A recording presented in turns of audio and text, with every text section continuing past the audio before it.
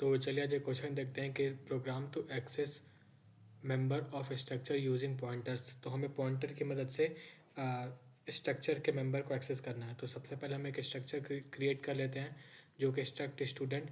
इसके अंदर हमने 3 अलग डेटा टाइप के मेंबर डिफाइन कर रखे हैं, जो कि एक है कैरेक्टर, दूसरा इंटीजर और तीसरा है फ्लोट। तो इसके बाद मेन फंक्शन में हम क्या करेंगे कि स्ट्रक्चर बना लेंगे स्टूडेंट डेटा टाइप का, जिसका एस वेरिएबल नाम का। ठीक है। तो अब इसके बाद क्या करेंगे, हम जो जिस सीक्वेंस में हम डेटा मेंबर को डिफाइन किए हैं उसी सीक्वेंस में हम स्टूडेंट में भी असाइन करेंगे वैल्यूज़। तो पहले मान लीजिए नेम है, तो पहले हम नेम लिखेंगे। फिर रोल नंबर है तो ये रोल नंबर को डिनोट करेगा, और फिर जो मार्क्स है ये जो मार्क्स को डोनेट करेगा।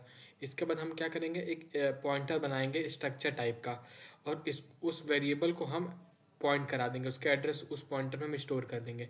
तो जो पीटीआर पॉइंटर है वो हमारा जो एस वेरिएबल है उसके जो भी एस वेरिएबल है उसको पॉइंट कर रहा होगा।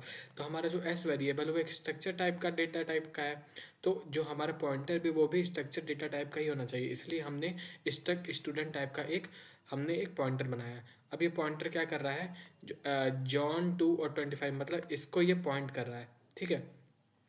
अब क्या करेंगे, अब मान लीजिए हमें नेम प्रिंट करवाना है, तो ये एरो ऑपरेटर होता है। ठीक है। जो पॉइंटर अगर हम डिफाइन किए हैं, अगर पॉइंटर की मदद से हमें अगर कोई भी डेटा मेंबर को एक्सेस करना है तो हम उसके लिए एरो ऑपरेटर का यूज़ करते हैं। तो एरो ऑपरेटर की मदद से मान लीजिए हमको नेम प्रिंट करवाना है, तो पॉइंट पीटीआर एरो नेम। मान लीजिए हमें रोल नंबर प्रिंट करवाना है तो पीटीआर एरो रोल नंबर, और मार्क्स प्रिंट करवाना है तो पीटीआर एरो मार्क्स।